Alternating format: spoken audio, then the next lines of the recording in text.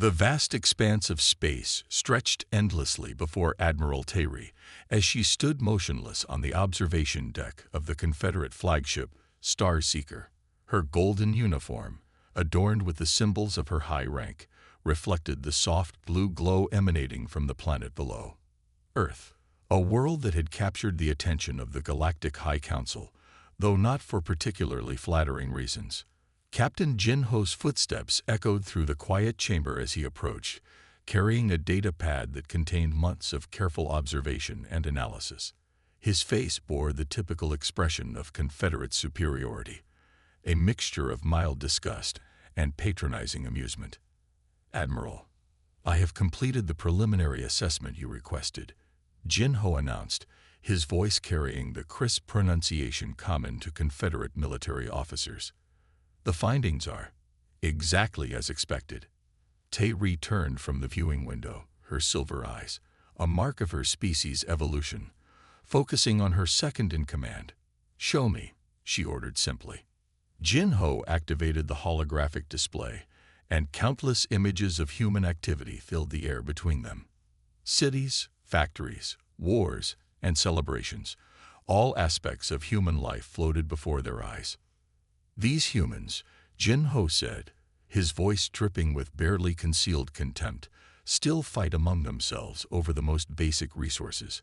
Their nations wage war over strips of land, religious beliefs, and political ideologies that we outgrew millennia ago." He swiped through more images, showing various conflicts across the globe. They'd barely reached their own moon, and even that achievement was driven by their competitive nature rather than genuine scientific curiosity. The images shifted to show human military capabilities. Their weapons are primitive. They still rely on chemical propellants and crude nuclear devices. Their most advanced computers would be considered toys by our children. Their medical technology is in its infancy. They haven't even conquered their own mortality. Terry watched the display with more intensity than Jin-Ho's dismissive report might warrant. Something about these humans troubled her, though she couldn't quite place what it was. "Show me their technological progression timeline," she requested. The holographic display changed to show a graph of human advancement over the past few centuries. Jin-Ho hadn't noticed it, but Terry's trained eye caught something remarkable. The curve of advancement was nearly vertical in recent decades. "Captain," she interrupted his continued listing of human inadequacies, "what was their level of technology just 200 cycles ago?" Jin-Ho paused, consulting his data. They were still using horse-drawn transportation and fighting with primitive projectile weapons. And now they have nuclear power, space flight capabilities, and worldwide instant communication networks, Terry mused. "Don't you find that progression rate concerning?" Jin-Ho blinked in surprise. "Concerning? Admiral, they're still centuries behind us, even at their current rate of advancement. They're advancing faster than any species we've encountered." Terry cut him off. "Look at this curve. Other species took thousands of years to make similar progress. These humans," she traced the line with her finger, "they're doing it in mere centuries." The observation deck fell silent as Jin-Ho processed this information. Outside the window, Earth continued its slow rotation, clouds swirling across its surface in peaceful ignorance of the discussion taking place above. "The Council has already made its decision," Terry continued, turning back to the window. "We are to initiate diplomatic contact. They view Earth as a potential protectorate, another primitive world to guide and control." "Surely that's the correct approach," Jin-Ho argued. "They need our guidance. Their own environment is suffering from their industrial development. Their societies are chaotic and unstructured. They would benefit from Confederate oversight." Terry placed her hand against the transparent barrier separating her from the vacuum of space. "Perhaps," she said softly, "or perhaps we're about to wake something we don't fully understand." Just then, their sensors detected another human satellite passing nearby. Their cloaking technology made them invisible to the primitive human detection systems, but Terry noticed something interesting. This satellite was more advanced than the ones they'd observed just months ago. Send a message to the council, Tairi ordered. Tell them I recommend caution in our approach. These humans, they're not like the other species we've encountered. Jin Ho nodded and left to carry out her orders, his boots clicking against the polished floor. As the door slid shut behind him, Tairi remained at the window, watching the planet below with growing unease. The council would proceed with their plans regardless of her warnings. They always did. Their confidence in Confederate superiority had never been challenged. As Earth's night side came into view, the lights of human cities sparkled like stars against the darkness.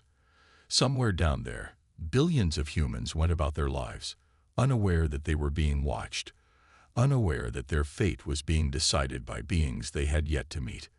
They never expect the unexpected, Tairi whispered to herself, an old Confederate saying that suddenly seemed very relevant.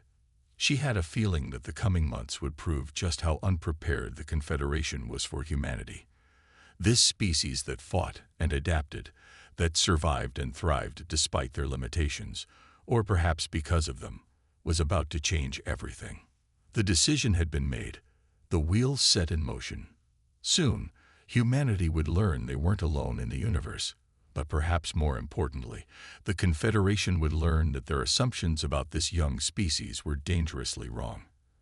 As Tairi turned to leave the observation deck, she couldn't shake the feeling that she was watching the beginning of something that would shake the very foundations of the galactic order. Senior diplomat Hawan stood before the mirror in his temporary quarters, adjusting his ceremonial robes for the third time. The Earth's atmosphere made the traditional Confederate diplomatic attire uncomfortably warm, but protocol demanded proper presentation. Through the window of the secured compound in Geneva, he could see the snow-capped Alps in the distance, a sight that still amazed him after 3 Earth months of diplomatic missions. "The human delegates have arrived, sir," Sun Mai announced from the doorway. His aide's usual composed demeanor showed signs of strain. "They're already asking about yesterday's presentation on interstellar navigation." Hawan nodded, trying to hide his own unease. Every meeting with the humans left him more disturbed than the last. They weren't behaving like any primitive species he encountered in his 60 years of diplomatic service. The meeting room was arranged in the standard Confederate style, a circular table meant to promote equality in discussions, though the slight elevation of the Confederate seats was a subtle reminder of their supposed superiority. The human delegates were already seated, their datapads and notebooks ready. Hawan noticed they'd arranged themselves differently today, placing their scientific advisors closer to the Confederate representatives. "Let us begin with a review of yesterday's topics," Hawan started, activating the holographic display. The humans no longer showed any surprise at the technology. They'd stopped gawking at Confederate devices within the first week. Dr. Garcia, one of the human scientists, raised her hand immediately. "Yes, about the quantum fold principles you mentioned. We've been analyzing the theoretical framework, and we have some questions about the particle entanglement mechanics." Hawan froze momentarily. These were concepts he'd barely touched upon, mentioned only in passing. The humans shouldn't have been able to extrapolate so much from such limited information. Sun Mai, standing behind him, tensed visibly. "Perhaps we should focus on more basic concepts first," Hawan suggested carefully. "The cultural exchange protocols." "With respect, Diplomat Hawan," another human delegate interrupted, "we've studied your cultural documents thoroughly.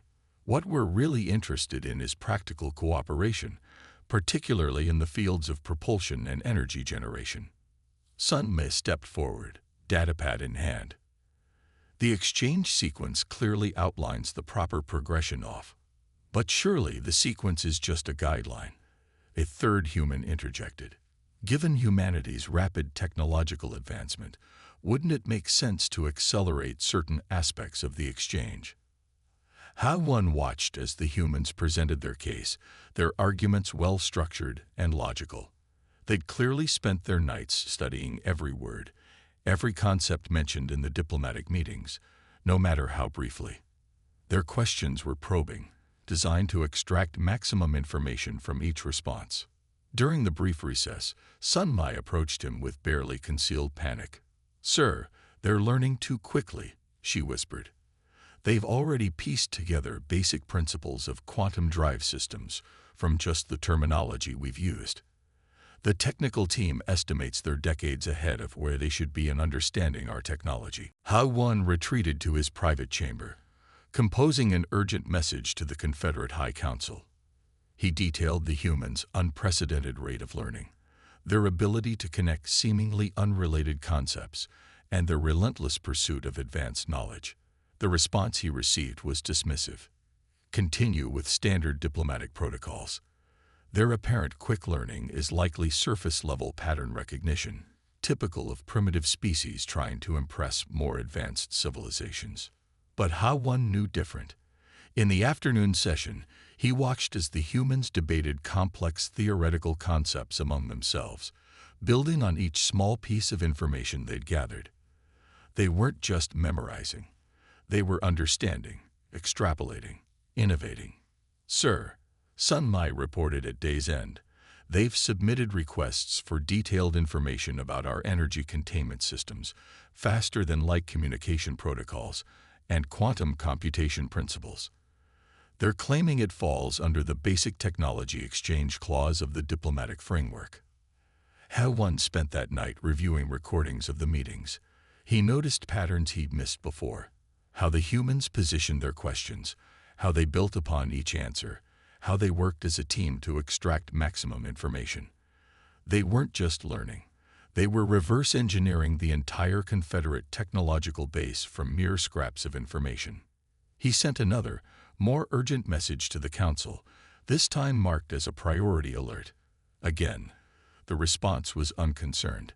Their primitive industrial base makes any meaningful technological advancement impossible. Continue standard protocols.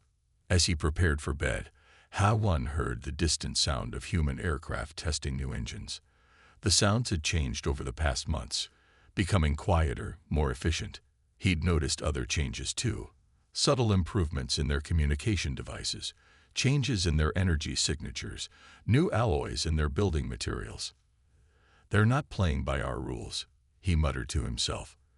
"They're not following our patterns of development." The next morning, Sun Mai presented him with a concerning report. Human internet traffic showed massive increases in quantum physics research, new patents being filed daily, and unprecedented cooperation between previously competing nations. The humans arrived for that day's meeting with new questions, each more sophisticated than the last. As HFY listened to their inquiries, he couldn't shake the feeling that his people's dismissal of human potential would prove to be a historic mistake. "Primitive species don't act like this," Sun Mai whispered during a break. "They're not following any of the standard development patterns." HFY watched the human delegates huddled together, sharing notes, discussing concepts that should have been far beyond their understanding. The Confederate High Council's hubris in dismissing his warnings would indeed prove costly. But by the time they realized their mistake, it might already be too late. Commander Du Hyun of the Separatist faction stood on the bridge of his warship, watching the small human colony of New Armstrong through the main view screen. The dome-covered settlement on the lunar surface looked fragile and primitive compared to Confederate architecture. His lips curled into a slight smile. This would be an easy victory, one that would prove the Separatists' strength to the Confederate leadership. "All attack squadrons in position," his tactical officer reported. "The humans have no defense systems capable of detecting our cloaked vessels." "Begin the attack," Du Hyun ordered. Standard overwhelming force protocol. The first wave of Separatist ships descended on New Armstrong, their weapon systems targeting the colony's environmental systems and power generators. Du Hyun expected immediate panic and surrender. It was the typical response of primitive species when faced with superior technology. Instead, alarms blared across his command deck. "Sir, we're detecting multiple launches from the surface." Primitive human vessels, little more than modified mining equipment, were charging directly at his attack ships. The Separatist gunners, trained to fight against sophisticated defense systems, struggled to target these unexpectedly agile craft. "They're using the moon's low gravity to their advantage," his tactical officer reported with growing concern.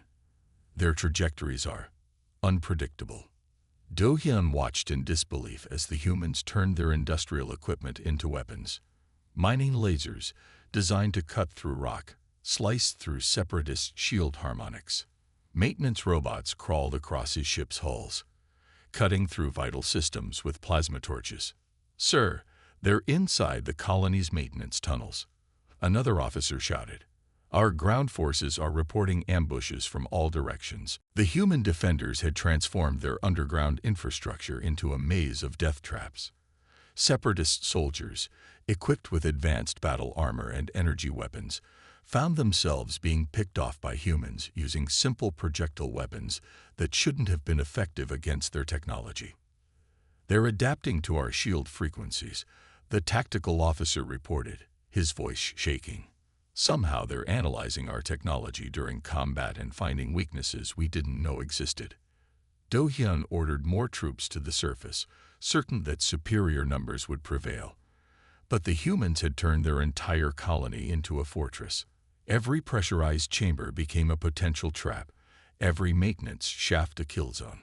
They fought with a desperate creativity that defied military logic. "Commander, we're losing contact with entire squads," his ground force leader reported. "The humans, they're using our own sonic frequencies against us. They figured out how to disrupt our communication systems." In the command center beneath New Armstrong, the human defenders worked with terrifying efficiency. They studied each separatist tactic and developed countermeasures within minutes. When their conventional weapons proved ineffective, they improvised new ones.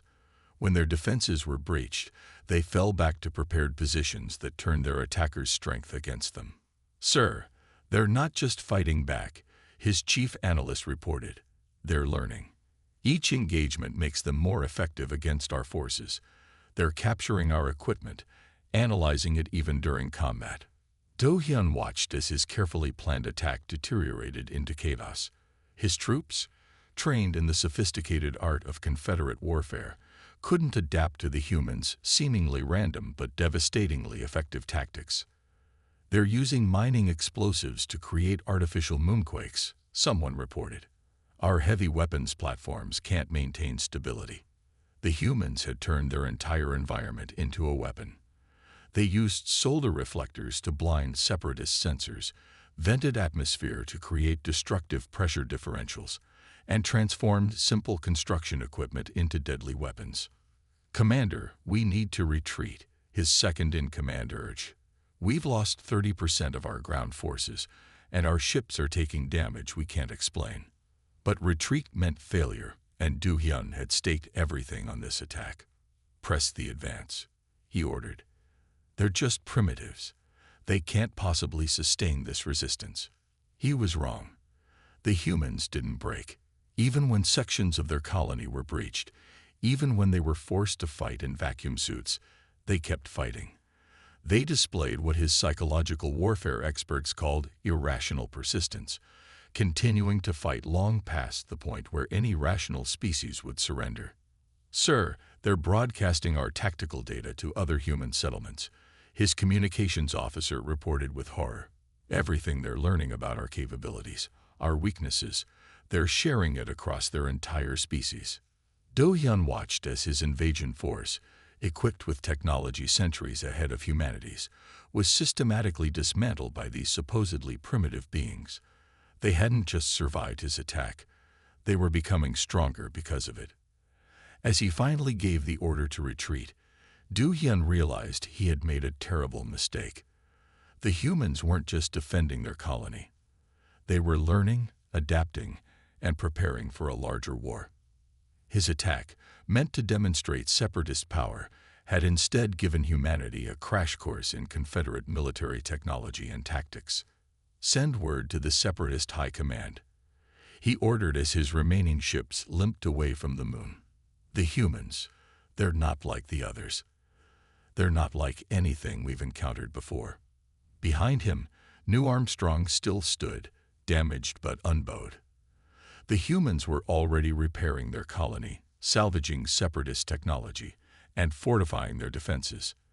They had not merely survived, they had evolved, becoming more dangerous than anyone in the Confederation could have predicted. The true cost of Du Hyun's failed attack would not be measured in lost ships and soldiers, but in the awakening of humanity's full potential for warfare.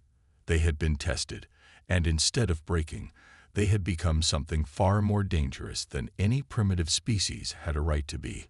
Fleet Admiral Kyungmae paced her command center aboard the Confederate flagship Eternal Dawn, her steps echoing against the polished floor. The holographic displays surrounding her showed something that should have been impossible: human ships equipped with technology that matched, and in some cases exceeded, Confederate capabilities. "Show me the latest analysis again," she ordered, her voice tight with tension. Intelligence Officer Jaiwon quickly brought up the data, his hands trembling slightly as he manipulated the controls. It started with the damaged scout ship they captured during the New Armstrong incident. Jaiwon explained, displaying images of the Confederate vessel that had crashed 3 months ago. "At first, we weren't concerned. The ship's self-destruct should have eliminated all crucial technology." The next series of images showed human scientists swarming over the wreckage. They managed to stabilize the quantum core before it could completely deteriorate. Within weeks, they had basic shield technology. Within 2 months, Jaiwon paused. Bringing up new data, they had improved it. Kyungmae stopped her pacing, staring at the technical readouts. "Improved it? That's not possible. Our shield systems are the product of centuries of development. Look at these efficiency ratings." Jaiwon pointed to the graphs. They'd redesigned the power distribution network, integrated their own energy systems, and created a hybrid technology that uses 30% less power than our standard shields while providing 15% more coverage. The Admiral leaned closer to the display, her eyes narrowing. "How are they doing this?" "They think differently," Jaiwon explained. "They're not bound by our established scientific principles. They take our technology, and they experiment. They try things our engineers would never consider because they don't know it's supposed to be impossible." New alerts flashed across the screens. Earth's nations, previously divided by politics and old rivalries, were sharing technology and resources at an unprecedented rate. Chinese quantum computers worked with American AI systems. Russian aerospace engineers collaborated with Japanese shield specialists. European scientists shared breakthroughs with Indian researchers. "They're all working together now," Kyungmae observed. The attack united them. Not just working together, they're accelerating each other's progress. Each breakthrough is immediately shared and built upon. They're advancing faster than our predictive models can track. The Admiral brought up images from Earth's surface. Factories that had once produced primitive combustion engines were now manufacturing quantum drive components. Research facilities were reverse engineering Confederate communication systems. Universities worldwide were cracking the basics of Confederate science. "Sir," Jaiwon said quietly, "there's more." He displayed footage from a recent skirmish between a Confederate patrol and a human defense fleet. The Earth ships moved with impossible precision, using tactics that shouldn't have been available to them for centuries. "They're not just copying our technology," he continued. "They're adapting it to their own thinking, their own way of war. They're creating hybrid systems we've never seen before." A new alert demanded their attention. A human research facility had just successfully tested a new weapon system, one that combined Confederate energy technology with Earth's understanding of particle physics. The results were devastating. "They're advancing centuries ahead of our projected timelines," Kyungmae muttered. "The Council's model said it would take them at least 300 years to reach our level of technology. They're doing it in months." "Sir, we're detecting massive energy signatures from their lunar bases," an officer reported. "They're building something big. Our sensors can't identify the technology. It's like nothing in our database." Kyungmae watched as more data poured in. Human ships were now appearing with stealth systems that rivaled Confederate designs. Their weapons combined principles from a dozen different technologies. They had taken Confederate scientific principles and twisted them into new forms. They're not playing by our rules, she realized. We expected them to follow the same development path as every other species we've encountered, but they're creating their own path. Jai-1 brought up a final report, his face pale. The Council's worst-case scenarios didn't account for this. Humanity isn't just catching up to us. They're threatening to surpass us in certain areas. The Admiral stared at the Earth rotating below her ship, its surface now dotted with energy signatures that shouldn't have existed for centuries. The Confederation had awakened something they didn't understand, a species that didn't just adapt, but evolved at a terrifying rate. "Send word to the Council," she ordered. Tell them we're not dealing with a primitive species anymore. We're dealing with something new, something that could change everything we thought we knew about technological development." As she spoke, new alerts continued to flash across the screens. Another human breakthrough, another hybrid technology, another impossible advancement. The Confederation's nightmare was becoming reality. Humanity wasn't just surviving, they were thriving on the challenge. "They're not going to stop, are they?" Jai-1 asked quietly. Hyun-Mi shook her head, watching as yet another human fleet appeared on their sensors, equipped with technology that by all rights shouldn't exist for centuries. "No," she replied. "They're just getting started." The implications were clear. The Confederation had intended to guide humanity's development over centuries. Instead, they had provided the spark that ignited an unprecedented technological revolution. Humanity wasn't following the expected path. They were creating their own, and advancing faster than anyone had thought possible. The galaxy was about to change, and the Confederation wasn't ready for what was coming. Research Director Yoon-ho stood before the Confederate High Command, his pristine white uniform contrasting sharply with the dark expressions of the military leaders seated before him. The holographic displays behind him showed detailed scans of human biology, combat footage, and performance metrics that defied conventional wisdom. "Distinguished members of the command," Yoon-ho began, his voice steady despite the gravity of his findings. "What we initially classified as evolutionary flaws in human physiology are actually sophisticated survival mechanisms. We have been catastrophically wrong in our assessment." He brought up footage from the Battle of New Armstrong. The screens showed human soldiers performing under conditions that should have rendered them combat ineffective. "Watch this defender," he pointed to a human fighting in a damaged section of the colony. "Environmental systems are failing, oxygen is low, and they're under heavy fire. According to our models, they should be experiencing complete cognitive breakdown." Instead, the footage showed the human moving with incredible precision, making split-second decisions that saved both their life and their companions. Their heart rate was elevated, their body flooded with what the Confederation had dismissed as primitive stress hormones.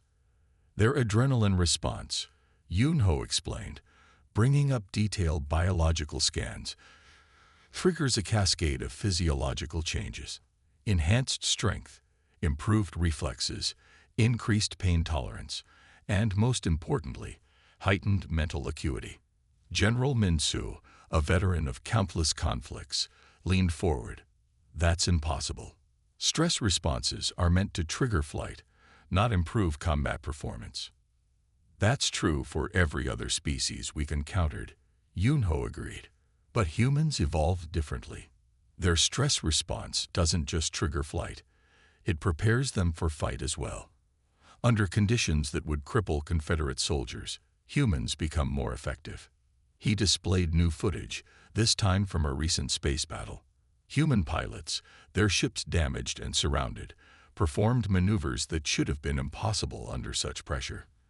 They call it getting into the zone, or hyperfocus. The more dangerous the situation, the more focused they become. The command chamber fell silent as the implications sank in. Confederate military doctrine was built around the universal constant that stress degraded combat performance. Their entire tactical approach assumed that applying pressure to an enemy would eventually break them. "There's more," Yoon-ho continued, showing data from captured human combat veterans. "They don't just survive these experiences, they learn from them. Each high-stress encounter makes them more effective in the next one. They adapt at both an individual and collective level. He brought up comparison charts showing human performance metrics against Confederate standards. In controlled conditions, our soldiers outperform humans in every category, but introduce combat stress, and the results flip completely. The more we pressure them, the stronger they become. A junior officer raised his hand. But surely there's a breaking point. Every species has one. Yes, Yunho admitted, but humans don't break the way we expected. When pushed beyond their limits, they don't shut down. They innovate. They find new solutions, new tactics, new ways to survive and fight back. The screens showed scenes from various encounters. Humans turning maintenance tools into weapons, repurposing civilian equipment for combat, creating impromptu solutions to impossible problems, all under conditions that should have rendered them helpless. Their entire physiology is built for adaptation under pressure, Yunho explained. What we saw as primitive stress responses are actually sophisticated survival mechanisms refined over millions of years of evolution on a dangerous world. The implications were staggering. Confederate military doctrine would need to be completely rewritten. Traditional pressure tactics wouldn't just fail against humans, they would make them more dangerous. There's one final factor we need to consider, Yunho said, his voice grave. Humans don't just fight as individuals. Their stress response includes a powerful drive to protect their group. The more we threaten them collectively, the more effectively they work together. He showed footage of human military units operating under extreme conditions. Their coordination improved as the situation deteriorated. Their problem-solving became more creative under pressure. Their determination seemed to grow stronger with each challenge. We designed our combat doctrine around a fundamental assumption about how species respond to stress. Yunho concluded, humans don't just break that assumption, they turn it completely upside down. Every strategy we've developed to break enemy forces actually makes humans more effective. The command chamber erupted in worried murmurs. Centuries of military doctrine were being questioned. Traditional tactics would need to be abandoned. The entire approach to human conflict would have to be reconsidered. So how do we fight them? General Minsu asked the question everyone was thinking. Yunho's response sent a chill through the chamber. That's the problem, sir. The more we fight them, the better they get at fighting back. Every encounter teaches them. Every pressure we apply makes them stronger. We're not just facing an enemy that doesn't break under pressure. We're facing one that thrives on it. The screens continued to display human combat footage, scenes of incredible adaptation, innovation, and determination under conditions that should have been impossible to survive. The Confederation had awakened something they didn't understand, and their traditional methods of warfare were only making it stronger. We need to completely rethink our approach, Yunho concluded. Everything we thought we knew about combat psychology needs to be reevaluated. The humans aren't just surviving our attacks. They're evolving because of them. As the command digested this information, new alerts flashed across the screens. More human innovations, more adaptations, more evidence that everything they thought they knew about warfare was being turned upside down by this species that grew stronger under pressure. The galaxy was changing, and the Confederation was facing an enemy unlike any they had encountered before. One that turned their own tactics against them, one that grew stronger with each challenge, one that defied their fundamental understanding of how species should react to warfare. General Hejun stood at the command center of the Confederate Defense Station Alpha, watching as his carefully constructed defensive line crumbled before his eyes. The massive holographic display showed waves of human ships approaching, vessels that shouldn't have existed, using technology that defied understanding. Sir, they're using some kind of hybrid drive system, his chief engineer reported, panic evident in his voice. It's like they've combined our quantum drives with their primitive fusion technology. The energy signatures, they're completely unpredictable. The human fleet moved in patterns that made no tactical sense, yet somehow worked with devastating effectiveness. They had taken Confederate ship designs and modified them in ways that no sane engineer would attempt. Where Confederate vessels were sleek and standardized, the human ships were a chaos of improvised modifications and jury-rigged systems. "They're targeting our command and control nodes," the tactical officer announced. "But the attack patterns, they keep changing. We can't establish a defensive protocol." Hajun watched as human forces, led by the infamous Colonel Min-Su, systematically dismantled his defenses. The humans had studied the Confederate military structure, understanding its rigid hierarchy and standardized responses. Now they were using that knowledge against them. "Sir, they're broadcasting on all frequencies," the communications officer shouted. "They're flooding our networks with music and something they call memes." The psychological warfare was unlike anything in Confederate military history. The humans didn't just attack ships and stations. They attacked morale, confidence, and the very foundations of Confederate military doctrine. They had learned that Confederate warriors relied on structure and order, so they introduced chaos. A new alert flashed across the screens. Human forces had breached the outer defense perimeter using ships that combined Confederate shield technology with Earth-based stealth systems. The resulting vessels were invisible to standard Confederate sensors, but could still maintain powerful defensive shields, something that should have been technically impossible. "They're not following any known tactical doctrine," Hajun muttered, watching as his forces tried to respond to the unconventional assault. Confederate commanders, trained to follow strict protocols, found themselves paralyzed when faced with enemies who seemed to break every rule of warfare. The humans had learned from their early encounters. They had discovered that Confederate military responses were predictable, based on thousands of years of refined doctrine. So they did the unthinkable. They threw out the rule book entirely. "Sir, they're using our own communication protocols against us," an officer reported. "They're sending fake orders through the command chain. Our units are getting conflicting instructions." Colonel Min-Su's tactics were particularly devastating. She had studied Confederate military structure and found its weakness, its very perfection. The Confederate military was like a perfectly tuned machine, but that meant it was vulnerable to unexpected inputs. "They're not just fighting us," Hajun realized. "They're playing with us. Every response we make, they've already predicted and prepared for." The screen showed more human ships arriving, each one a unique combination of Confederate and Earth technology.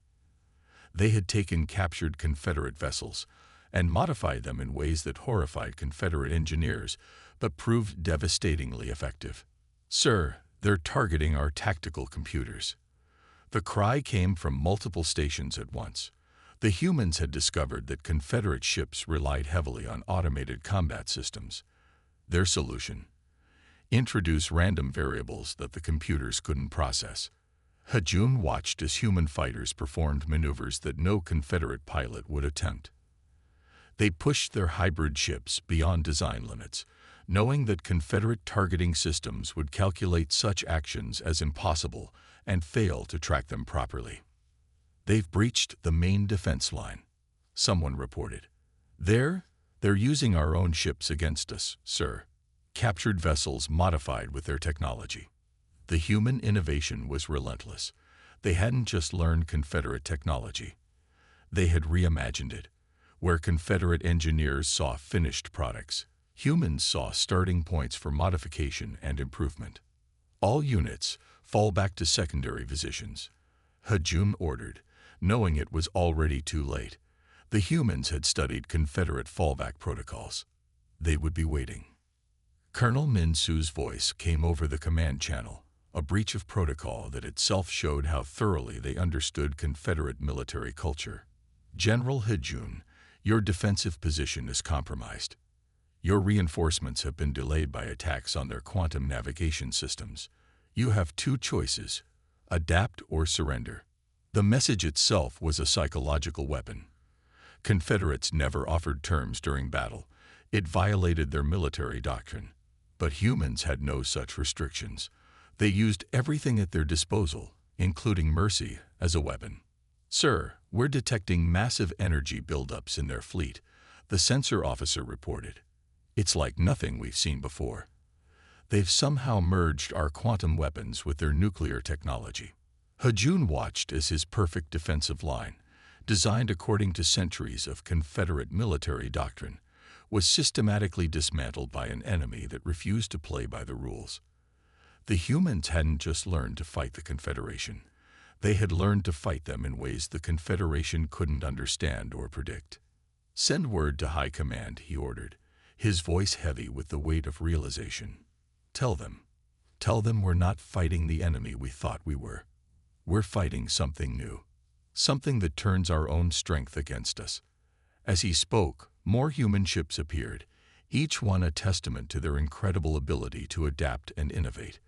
They had taken Confederate military technology, something that had evolved over thousands of years, and in mere months had transformed it into something the Confederation no longer recognized. The turn in the war had come not from superior numbers or technology, but from humanity's unique ability to think differently, to adapt, to break rules that the Confederation didn't even know could be broken. As Hajun watched his defenses fall, he understood that the galaxy would never be the same. Supreme Counselor Sung-Ho adjusted his ceremonial robes one final time as he prepared to address the Galactic Assembly. The massive chamber, filled with representatives from thousands of species, hummed with anticipation. Today would mark a historic shift in galactic politics, the formal recognition of Earth as an equal member of the galactic community. His aide, Young Mei, stood quietly beside him, holding the data pad containing his speech. "The human representatives have arrived, sir," she whispered. "They're different from what we expected." Through the waiting chamber's window, Sung-Ho could see the human delegation. They weren't dressed in elaborate robes or displaying signs of military might. Instead, they wore simple, practical clothing that reflected their pragmatic nature. Even now, they were defying Confederate expectations. "We were wrong about them," Sung-Ho said quietly to Young Mei. "We saw their adaptability as primitive chaos, their creativity as dangerous instability, their persistence as foolish stubbornness. We never expected humans to be this deadly." The doors to the assembly chamber opened, and Sung-Ho stepped forward to take his place at the podium. The vast room fell silent as he began to speak. "Honored representatives of the galaxy," he began, his voice carrying to every corner of the chamber. "Today we acknowledge not just a new member of our community, but a fundamental change in our understanding of civilization itself." The screens behind him showed images from the brief but devastating war. Human ships using hybrid technology that defied Confederate engineering. Soldiers adapting tactics that broke every rule of conventional warfare. Scientists reverse engineering and improving technology that had taken the Confederation centuries to develop. "We came to Earth believing we would find primitives in need of guidance," Sung-Ho continued. "Instead, we found equals who taught us the danger of assumptions. We found a species that turned our own technological superiority into their advantage." In the diplomatic section, representatives from various species leaned forward, many already calculating the implications of this new balance of power. Several had already begun secret negotiations with Earth, seeking alliances with this remarkably adaptive species. "The humans didn't just survive our mistakes. They evolved because of them. Every challenge we presented, they overcame. Every technology we revealed, they improved. Every tactical doctrine we employed, they adapted to and countered." Young Mai watched as the human representatives listened calmly to the speech. Their faces showed neither pride nor arrogance, just the quiet confidence of a species that had proven itself against all odds. "In less than a standard year," Sung-Ho continued, "humanity advanced centuries beyond our projected timelines. They took our most advanced technology and reimagined it in ways we never considered. They showed us that progress doesn't always follow predictable paths." The screens displayed images of the new Earth, a world transformed by the merger of human innovation and Confederate technology. Cities that combined Earth architecture with advanced engineering, ships that defied conventional design philosophy, and defensive systems that incorporated principles from both civilizations. Today, we don't just welcome Earth to the galactic community. We acknowledge them as teachers. They have shown us that true advancement comes not from following established paths, but from having the courage to forge new ones. In the military section, Confederate generals who had faced human forces in battle nodded grimly. They had learned the hard way that humanity's greatest strength wasn't their technology or their numbers, but their ability to adapt and innovate under pressure. The war was costly, Sun Ho acknowledged, but from it has emerged a stronger galaxy. Humanity's example has inspired other species to question assumptions, to seek new solutions, to embrace change rather than fear it. The assembly chamber erupted in applause as Sun Ho formally signed the recognition documents. Earth was now officially an equal member of the galactic community, but everyone present knew that this was mere formality. Humanity had already proven itself through actions rather than ceremony. Later, in his private chamber, Sun Ho watched as diplomatic vessels from dozens of species approached Earth, seeking alliances and trade agreements. The humans' reputation was cemented. They were not to be underestimated. Their very unpredictability had become their greatest strength. "The galaxy will never be the same," Young Li observed, standing at the window beside him. Sun Ho nodded. "Perhaps that's what we needed all along. A species that could show us different ways of thinking, of advancing, of evolving." Outside, Earth ships moved confidently through space, each one a testament to humanity's unique approach to technology and warfare. They had earned their place in the galaxy, not through age or established power, but through their remarkable ability to adapt and grow. The war had ended, but humanity's influence was just beginning to spread through the galaxy. Other species watched and learned, realizing that perhaps their own ancient traditions and established methods weren't the only path to advancement. Humanity had changed the galaxy forever, proving that sometimes the most primitive seeming traits, adaptability, creativity, and stubborn persistence, could become the greatest strengths of all.